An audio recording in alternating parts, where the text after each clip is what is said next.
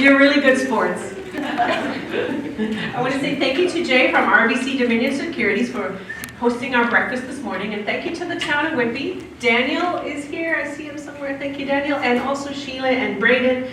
They very kindly sponsor the room and help us promote this event. So Frank, as Frank says, you could choose to be anywhere today, and we are very glad that you choose to be here with us and to listen to a great speaker. So Frank, can I invite you up to introduce our speaker? Awesome. So she took my opening line, so that's that was me. This is us. Welcome! Awesome. Good morning, good morning, good morning. Yes, so thank you again. We know that you have a choice, and you sound like those airplane guys, so thank you for flying with us today.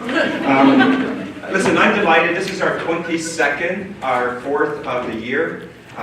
So when Teresa and I started this, we couldn't believe when we were talking with Daniel that here we are 3 years later. And what I do think the reason most people come is exactly what Teresa was saying. For the newbies in the room, this is really about people sharing their stories, letting you know that you're not alone, and that whatever happens, all those sleepless nights, all those business frustrations will lead to success, just like it has led for our speakers, okay?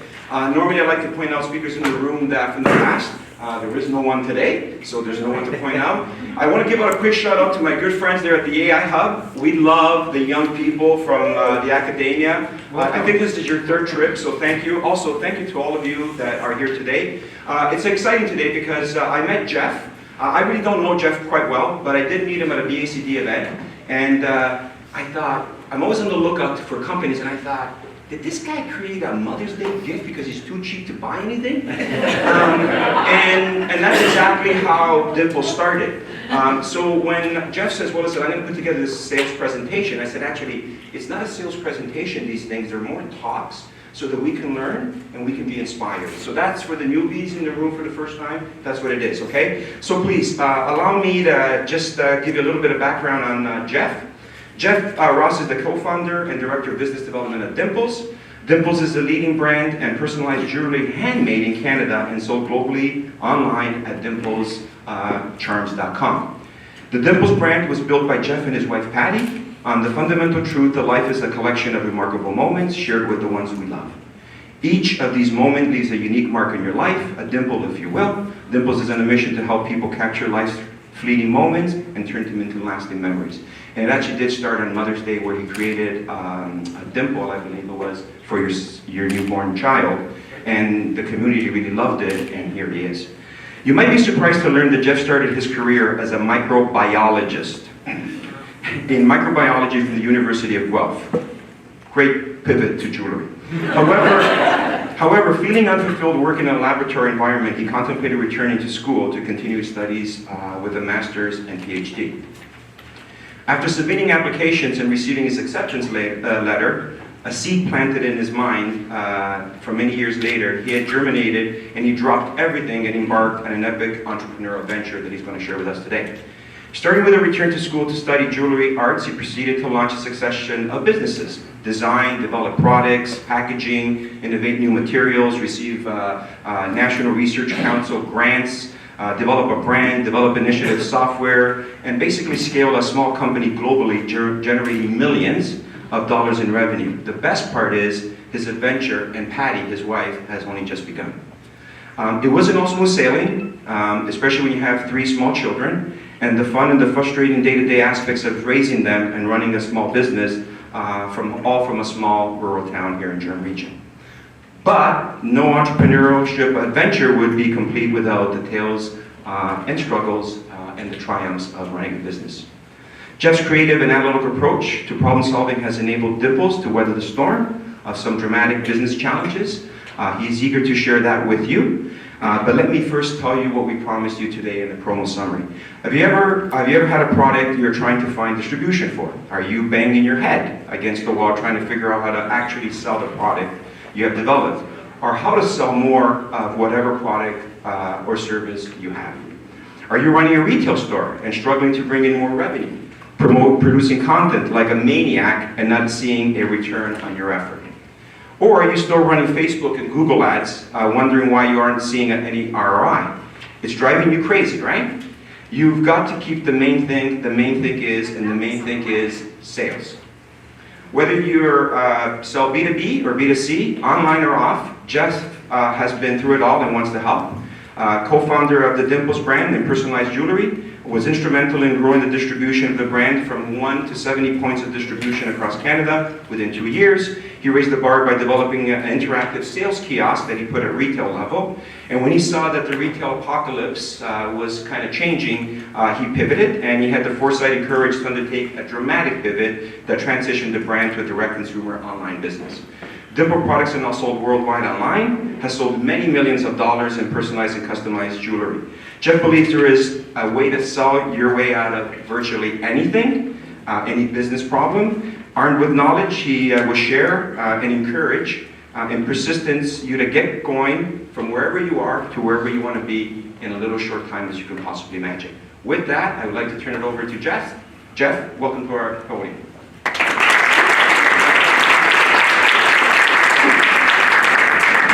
That's great, quite a wonderful introduction. I didn't expect you to do my whole presentation though, so we're done. Again, thank you, Frank, for the great introduction. I'm happy to be here and excited to help motivate and inspire you guys with some of the details of my story.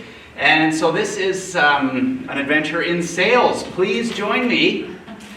I had a funny incident recently. Frank asked me to provide him with some information, which I did, and like any entrepreneur, was loaded with all my awesomeness. And he said, why don't you try and make it a little more personal? So I edited that, and still pretty loaded with all of my stuff. And he sends me back some suggestions, like, how about talking about your family? Make it personal. And I can't believe I didn't do that. So when I was a kid, I remember visiting my dad at work, and he had this gray desk, little cubicle, not a single picture of his children. I didn't realize I had grown up to be my father. Wasn't talking about my kids at all. So I included this picture, and that's us right there. We call them the little rascals. This guy on the left is Charlie. He's a goaltender. I was at a tryout last night till 10 p.m. in Lindsay. The guy on the right is Owen. He is an actor. Featured performer in an upcoming production of Newsies in Uxbridge, which is where we're from. That's the small town that Frank was talking about. And right there in the middle, that's Molly. She's an absolute lunatic. She's 7 years old. She runs a candy company called Molly's Candy Co., producing gum and hard candy. She's working on a really great recipe for sour hard candy. Anyways, like Frank had said, we believe at Dimples that life is a collection of remarkable moments shared with the ones you love, and that each of those moments leaves a mark on us, a dimple. That's the origin of the brand. And because our lives are a collection of these remarkable moments, we as a jewelry business sought some sort of way of capturing those moments in an enduring way. And the original one, like Frank mentioned, was a fingerprint charm that I made for my wife after the birth of her first child. It was like totally, really like prototype sort of thing, but it worked out all right, and everybody who saw it loved it. Of course, she was in a bunch of these mommy groups and whatnot, and they kept coming to us. And in the early days, that product was made using a malleable form of sterling silver, which we developed for that process. It was a particularly unique formulation that had the durability and whatnot that we were looking for, and that was where we sought the National Research Council grant funding to pursue the research to develop that. So it was great, but it had its limitations. So we developed some automation in computer-assisted design software to make what we currently do possible. And in addition to the most personalized jewelry, we also create custom fine jewelry. So that is sometimes made using collections of jewelry that you might have from a relative or something that you don't use. We repurpose that. We also do all kinds of things from scratch as well. So, who is ready to learn from somebody else's mistakes and kick some ass? Right, sorry, I couldn't hear you. Okay, awesome. Welcome. So, like I said, I'm glad you're here to join me. Through our business from start to now, I'm not going to say finish, because I believe that we're not done. We're really just getting started. But in the early days, So basically, I'm breaking it into 3 chapters for you because it is in sort of distinct packets. The first chapter is chapter 1. It's retail. We started out in Uxbridge with this little boutique. You know what? Before I do that, let me just ask, how many people here are in some sort of retail business or have a okay, a few. And then how many people here are selling a product or service to another business? Okay. And then the third one is how many people are running a business like exclusively online? Okay, awesome. So there's something for everybody. The first chapter is retail. So originally I had this dream. I wanted to run a boutique fine jewelry store in a small town. So I found Uxbridge. It's great. Has anybody been there? Yeah. Yeah? Okay. It's a pretty nice town, right? Yeah. But one thing it isn't, it's a big town. So starting a retail store in a small town, you probably can't see this, but it says, it's like ice fishing. You sit there alone and cold. Like, that's a pretty bleak picture. But, like, you know how they say location, location, location? Like, it just wasn't really the right location. So what we discovered was, if we were going to be ice fishing, we needed to put more lines in the water. And, but that was essentially where we realized that our dream could quickly become a nightmare. So I can't remember who it was who said it. It was something like, I think it might have been Jim Rohn. Don't pray for the wind to change. Pray for the wisdom to set a better sail. So we started right there to figure things out and make whatever we were doing work and move towards something else. And the next thing was business to business. So we had developed the Dimples product. We were selling it from our own little boutique, but we realized if we wanted to scale, we needed to go to other businesses. And in our case, that was jewelry stores. And that particular experience is where we learned that sales processes can really help scale an enterprise. So the third chapter, after we went through the whole B2B thing, and we grew from 0 to about 70 points of sale across the country in around 2 years. But we realized there was something going on in the retail landscape, particularly with jewelry. So we moved on to chapter 3, which was online.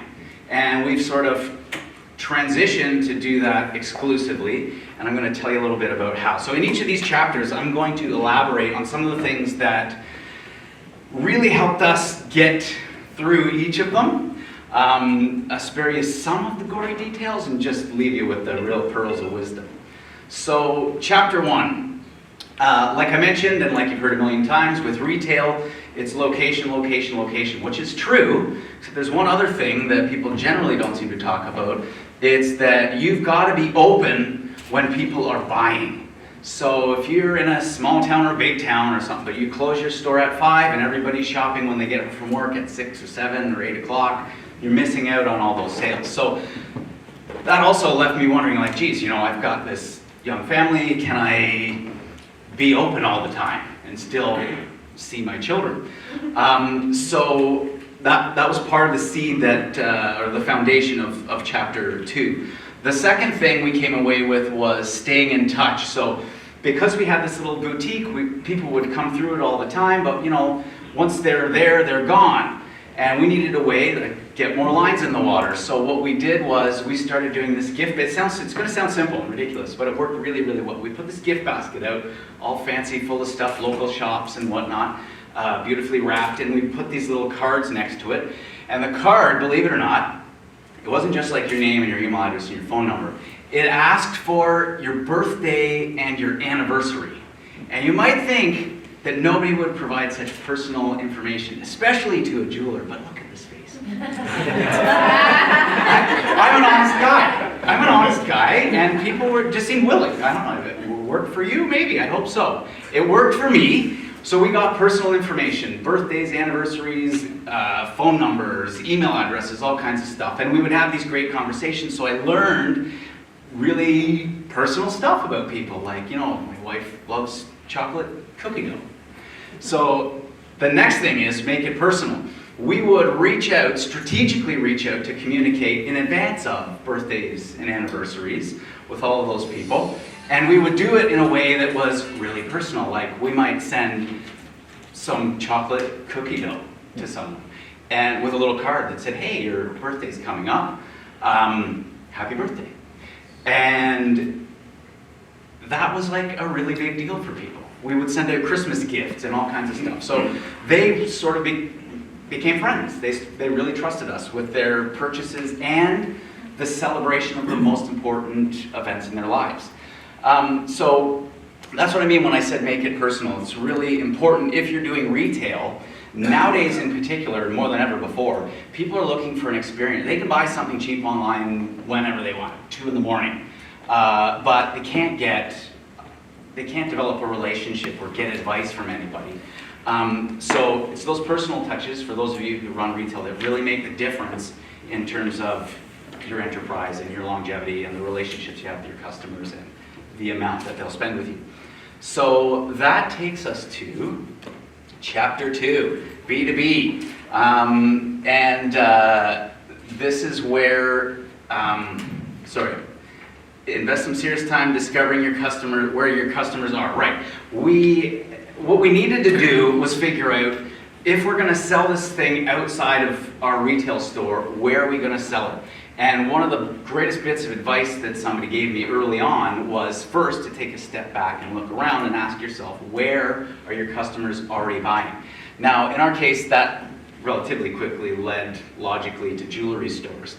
But it is a great question, because you might think it's jewelry stores, but maybe it's some other place. Like, we actually found out, believe it or not, that funeral homes was a pretty big thing for us, because people who have lost a loved one are really looking for something that they can hang on to, something tangible. So you never know where that is actually going to be until you take a step back and have a close look and give it some serious thought and contemplation, and ask other people or customers, where are you shopping? What are you doing? The second thing that was a real asset for us is something that I call list hacking. So if you're selling B2B, everybody talks about the sales funnel, right? Like, oh, the sales funnel. It's not just an infographic. You gotta constantly throw new names in the top. And if you're working on closing business at the bottom, there's probably nobody throwing new names in the top. So you need to find a constant source of new names. Now, list hacking, you can go out and buy from whatever, Scott's or Hoover's, or a list, a pretty targeted list, and that's great. You will have to pay for it. But what we chose to do was hack. And basically we went to like the Canadian Jewelry Association and the Canadian, I can't remember the actual name, Association for Funeral Homes. And you can literally just scrape the site for the membership, and it's all the company owners, email addresses, telephone numbers, everything, completely free. And then in terms of process, it was get the name, basically it was cold calling, like old school. We tried LinkedIn and, creating white papers and send, it just took forever. If we could just sit someone down at a phone and, give them some lunch, let them have a bathroom break now and again, and just stay on the phone calling people. We found that stuff was coming out the bottom of the funnel. And that was great for us. So the major takeaway with B2B, and it relates to the first chapter, is that process. If you can create the process, like get the lists, either yourself or somebody else, calling, you're moving through like you're a script from, it's the first call, it's the next call, you're tracking how many calls does it take before we get to a key decision maker there. When we get to the key decision, how many calls, how many emails, does it require face-to-face visits? Like, you really need to clearly articulate the entire process, map it out, and make it reproducible. And that was the major learning for us from the Chapter 2 B2B. Now, in our case, we were selling B2B. We had 70-something retail jewelry stores across the country, a smaller number of funeral homes. And with the jewelry stores in particular, although we relatively rapidly got to 70 stores, because we had developed this material and we had done all this stuff, we couldn't get into the US because we the shipping across the border and whatnot was a problem. But basically, at that point, we were noticing that of the 70 stores that we had, around 10% of them a year were closing, either due to bankruptcy or like a retirement with no succession plan. And so just to keep on top of the number we had, was like we had to just keep more calls. And we realized like there's, something is going on here. We're losing these stores. It's trouble to just maintain that number. So growing it was even harder. And in the process of solving the problem of expanding outside of the country, we developed this interactive kiosk and this computer-assisted design software, which we started to roll out to these retailers. Around the same time, we were discovering, wait a second, maybe this isn't the right thing to do. So after we had gone through the process of developing this whole thing, we realized, hey, we've got this digital technology. This is actually an online business. What are we doing selling through these retail channels when we have a global opportunity online? So at that point, we made the decision to move into chapter 3. And that is online. So those of you folks in here who also run online businesses, the technology that's available to automate like everything is unbelievable. So you really have to make good use of it because you can't do it all yourself. It's totally impossible. And for us, we started out with a website on Shopify and went through a progression. Like if anybody tells you, oh, this is your website, it's done, it's not done. And it's never going to be done. You're going to be constantly working on it, constantly moving through iterations and adding new features and whatnot. And that is a really important fact to know. It's just a constant work in progress. So any of the website platforms have all kinds of integrations for things like CRM, automated marketing. Like we've used Hootsuite and MailChimp and HubSpot. Relatively recently started using shopper-approved reviews because once you get a certain number of reviews, Google automatically ranks you far higher in search. So, which brings me to Google. Analytics, it's like an absolute, it's unmanageable. How many of you have checked out Google Analytics? You get on there and there's like a million things you could possibly track. But for each of your businesses, the most important of those things will only be a small number. So what we discovered was that there were 3 to 5 that were really important for us, and we basically just forgot about everything and started focusing on those 3 to 5 things. We track them like mad, and we make changes and split test everything so that we can get the analytics, get the feedback to see what's working and what's not, and make changes immediately, which was much harder when we were selling retail or B2B. So online has really been tremendously powerful for us in terms of our ability to scale.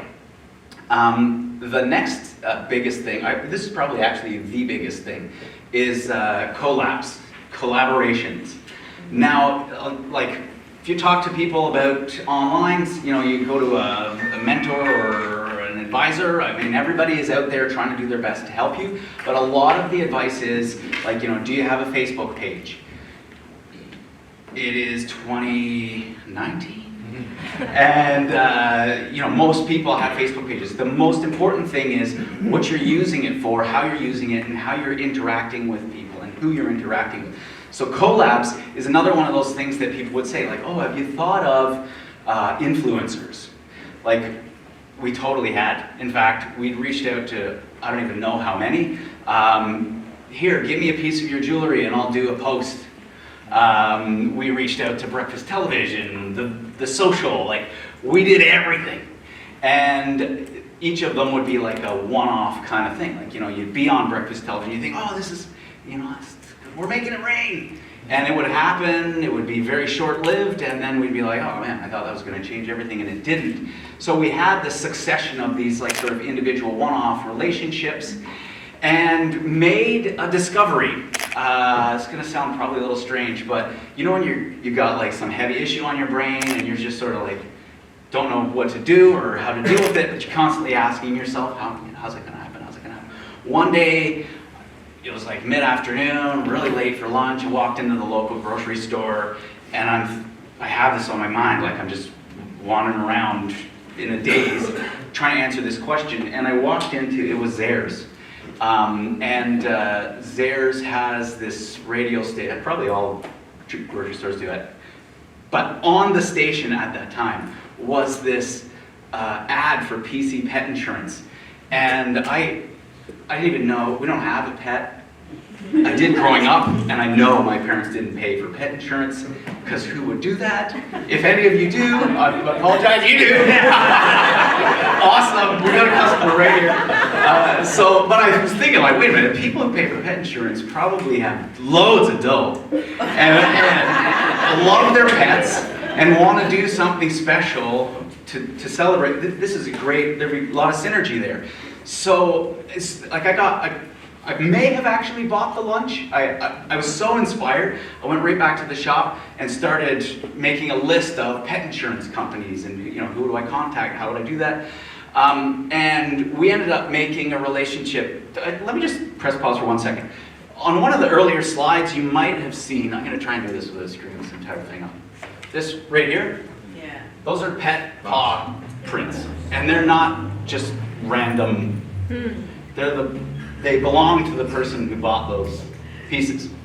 So because we had developed this computer-assisted design automation, we could actually use more than fingerprints. We started using pet paws, and it was at that time, like it was when I walked into the grocery store, I heard this pet insurance thing that gave me that idea. So, where were we? Chapter 3. So the whole collab thing is not like find an influencer who can tell people about you once. It's find like a strategic alliance with a larger enterprise who services way more of your customers than you currently do. And with the pet insurance company and companies like that, they have email lists of like hundreds of thousands of people.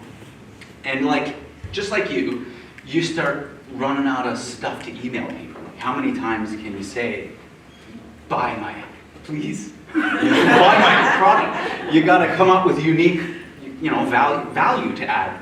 So they're always looking for new things to share. So we communicated with them. We pitched this idea that they could, in an email, offer a deep discount exclusively to their email subscribers, a deep discount on our products. And this was another one of those things where you're like, I hope, fingers crossed, we went through the time, we developed this relationship, I hope it works. The initial email was like one blast, 20,000 people. Wow. And it was like, I think that one email generated like 20 grand. Wow.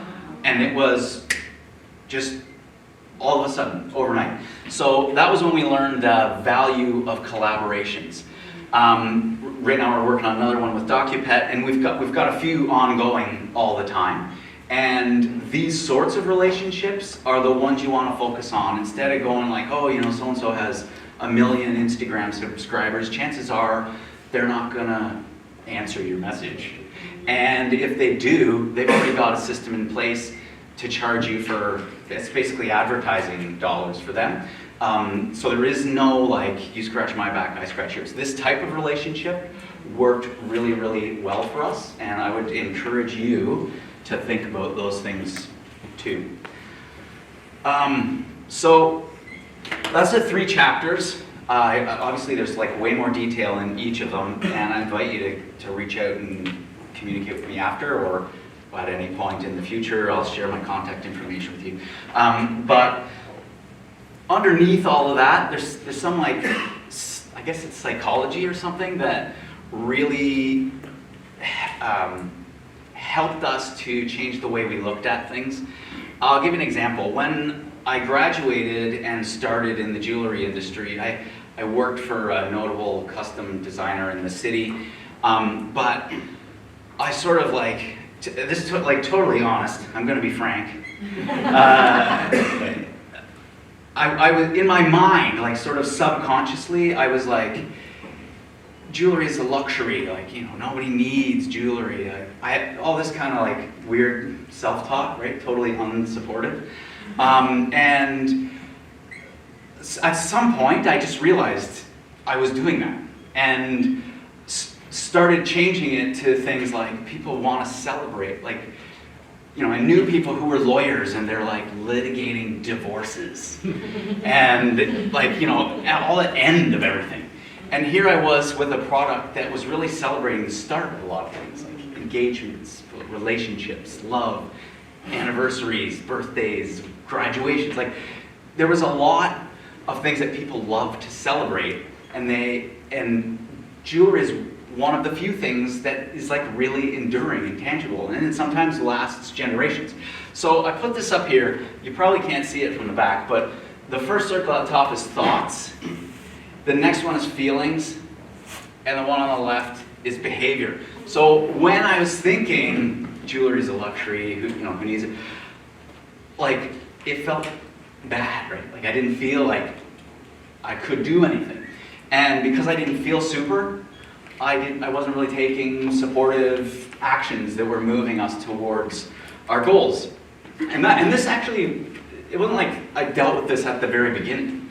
This lasted for like a few years before I realized, geez, I better clean up my thinking on this. So doing that, like really having that honest self-assessment, like how do I feel about what I'm doing? What am I actually doing? What's the importance? Like anywhere you go, everybody talks about what problem you're solving. And if you're not answering that question with like a good answer, if you can't come up with a good answer, you got to spend a little more time thinking about it or change what you're doing, because if you don't have a good answer, you're not going to be feeling right about it. You're not going to end up taking the right actions. Another thing on sales specifically, we did a sales incubator thing out in Waterloo. It was with Communitech. It was called Revenue University. And it was all like early tech companies. For us, because we had developed this process automation and this interactive kiosk, we were sort of a good fit, but still a little bit tangential because of the product that we sold, not like strictly tech. We were like a square peg in a round hole there. But when we were there, it was all people who were like trying to sell, trying to learn about sales. And there was one guy who developed an app that was for real estate agents to help connect their potential home buyers with service people in their community, like roofers and tile people and home renovators and electricians. And so this guy needed to be able to either sell access to his app to the real estate agents or to the service providers. And every time he was asked a question, it was like, I'm not really a salesperson. I can't ask them that. And that, again, back to this cycle here. If those are the thoughts that you've got, I'm not a salesperson, I can't do that, you're not gonna be feeling optimistic and positive and like really passionate about selling, so you're not gonna be taking the right actions to sell your product. So of all of the stuff that I mentioned in the first 3 chapters, this is not a chapter, this is just some advice.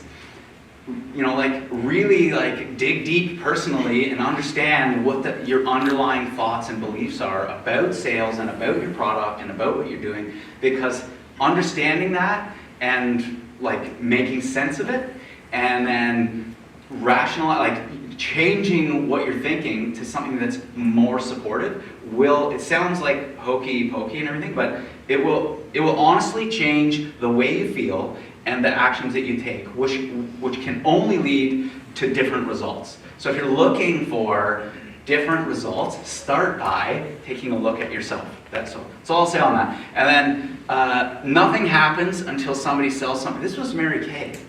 Right? Mary Kay. Yeah, nothing happens until somebody sells something, right? You do. If you're in business for yourself, You're a salesperson. It's period. So accept it and start learning. You like learn it, and sales. Like if you're online, sales isn't just pick up the phone. Hey, want to buy a vacuum? It's copywriting. It's your graphics, your imagery. It's all the things that will compel somebody to make a choice to buy something. So when I say in your business for yourself, you're a salesperson, it doesn't mean you necessarily have to make cold calls. What you have to do is learn what it takes for you to sell your product or service to the people who will buy it, and then learn more and make sure you do all of it. Because until you do it, nothing is going to change, right? How are we doing on time? Good. Yeah? Okay. Because I'm drawing too close here, Frank. So the reality is, no matter what you sell or how you sell it, you will sell way more when you develop a clearly articulated process for sales that you can scale. So whether it's in a retail store, or you're selling business to business, or you're selling direct to consumers online, until you can take the time to develop a process, and you'll be like, yeah, I'm so busy, I've got this customer and that customer, oh, there's this contract thing I have to do, I've got to speak to the lawyer, we're working on that website. This will probably seem like the last thing on your list, but you really got to move that up to the top, because until you can develop like a machine that just churns out revenue for you, you're not going to get where you want to go. And speaking of where you want to go, I did wrap this up early. I probably should have talked more about chapters 1, 2, and 3, which I can do during questions. So what I'll just close with, please get in touch. I invite you to reach out, check us out online, dimplescharms.com. You're welcome to email me here if you can see it. If not, it's jeff@dimplescharms.com. Phone number, we're also on Instagram and Facebook as Dimples Charms. And we're also doing something kind of fun. It's a bit of a side hack, really. It's called F That. And I mentioned this before speaking with Frank. If you're tired of doing what you're doing and getting what you're getting, then join F That on Facebook. Because we're trying to build a community of people who are like, pissed off and sick and tired of just doing the same stuff and then looking back at the last year or 2 years or 5 years and going, geez, I'm not any farther ahead. What's going on? So if that's you, join us there. It's not going to be us like ranting and raving or trying to sell you something. We're trying to build a community of people who are looking for support and to support each other. So please check us out there, fthat.co. It will actually take you right to our Facebook page. So that is it. I'm sorry it was short, but I hope you enjoyed it.